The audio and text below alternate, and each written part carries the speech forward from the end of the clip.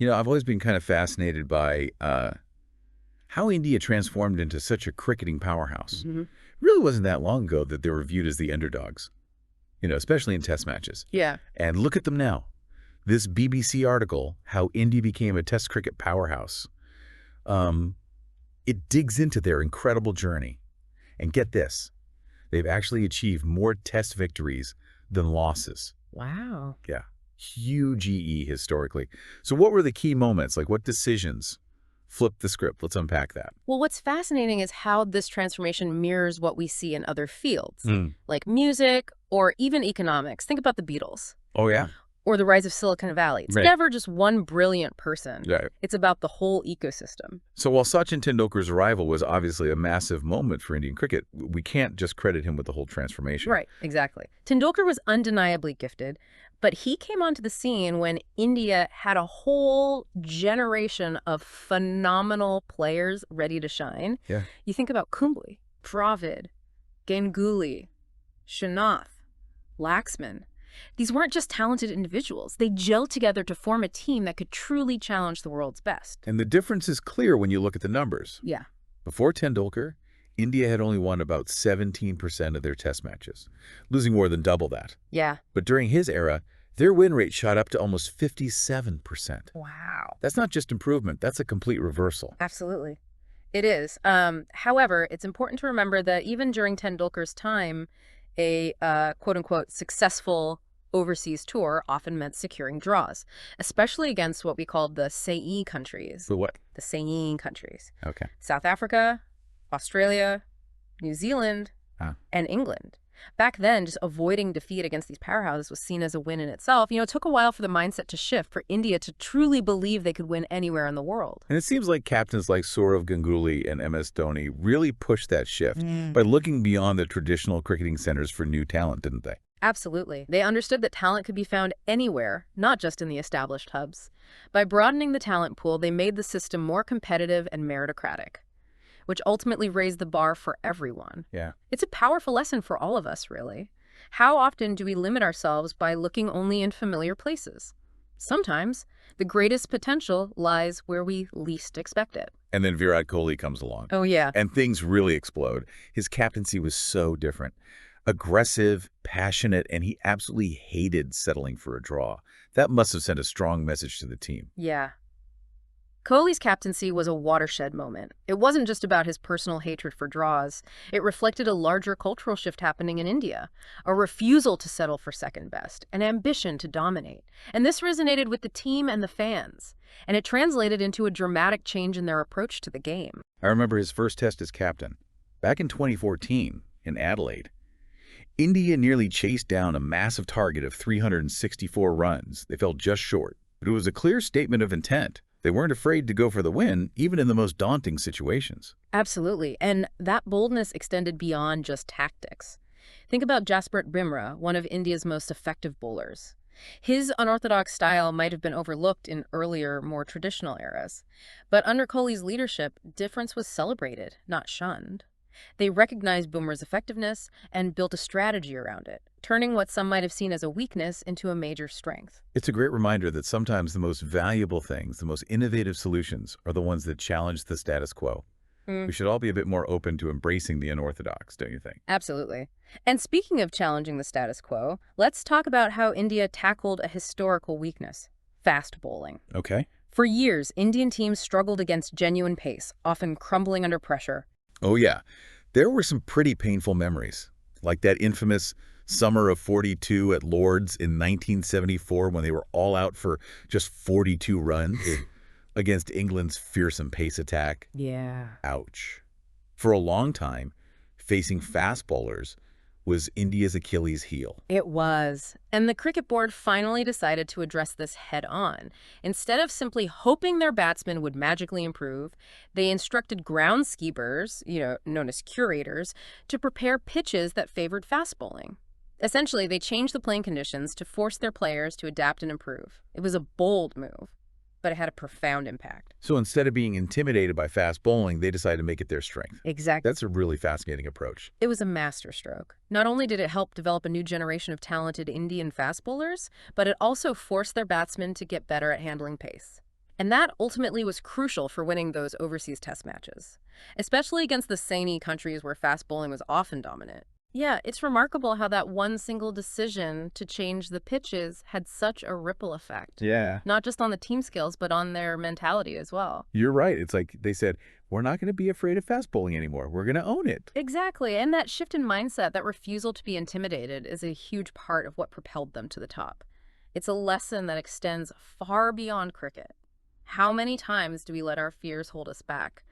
Mhm. What if instead of avoiding our weaknesses, we confronted them head on? I'm starting to see how this deep dive into Indian cricket is about so much more than just the sport itself. Right. It's about these universal themes of resilience, adaptability, and challenging the status quo. It's pretty inspiring, actually. Absolutely. And let's not forget the importance of building on a legacy.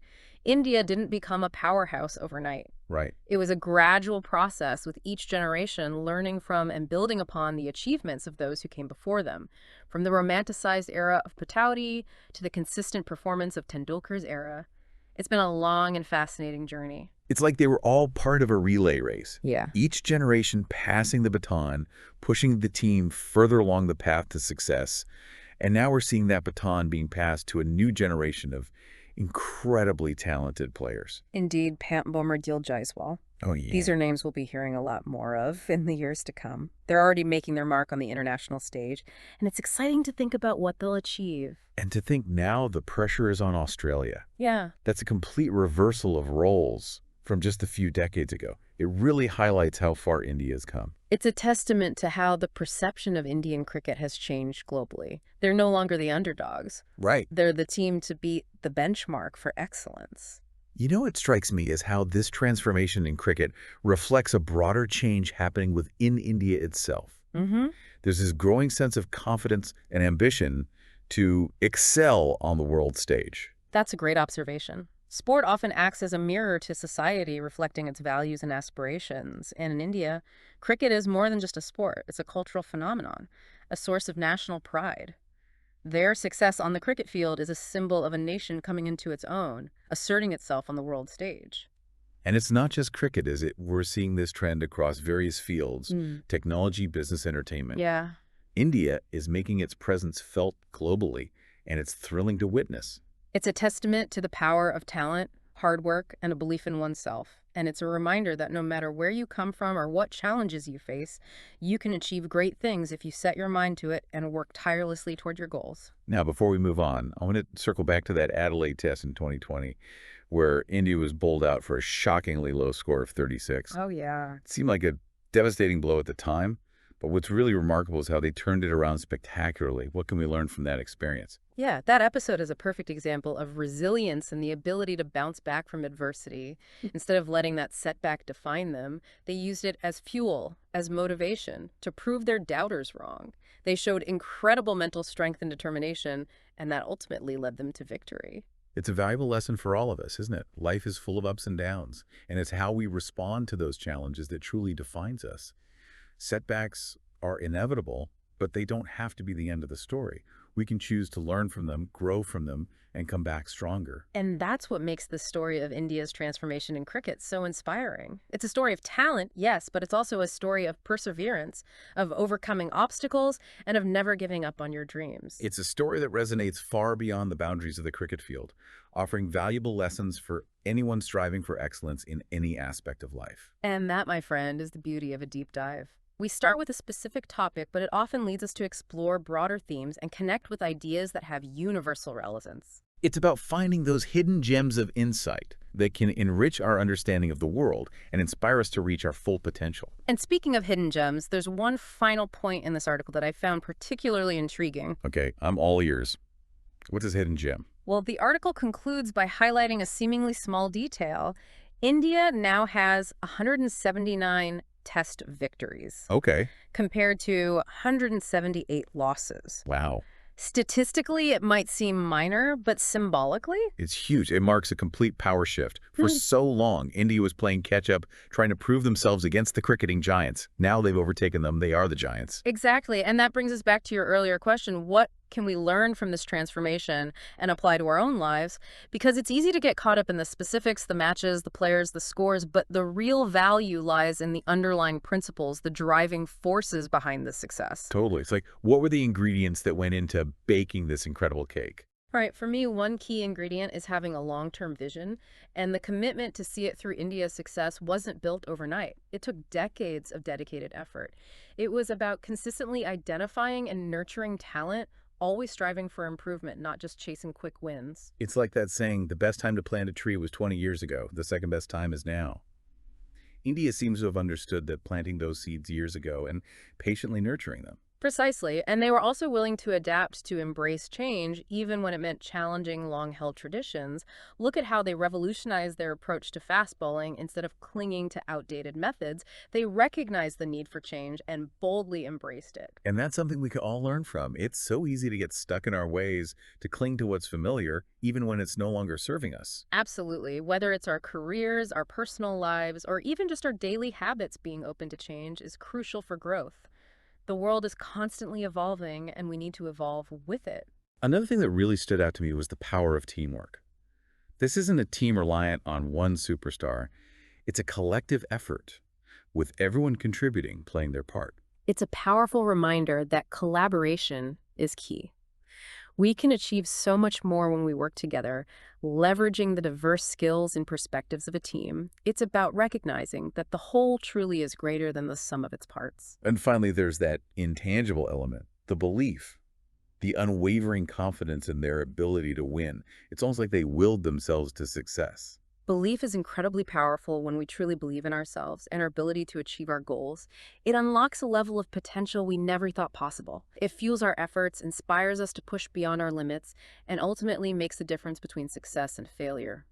So to bring it back to our listeners, those who might not be diehard cricket fans, what's the takeaway here? What can we learn from this story? The beauty is that these lessons are universal.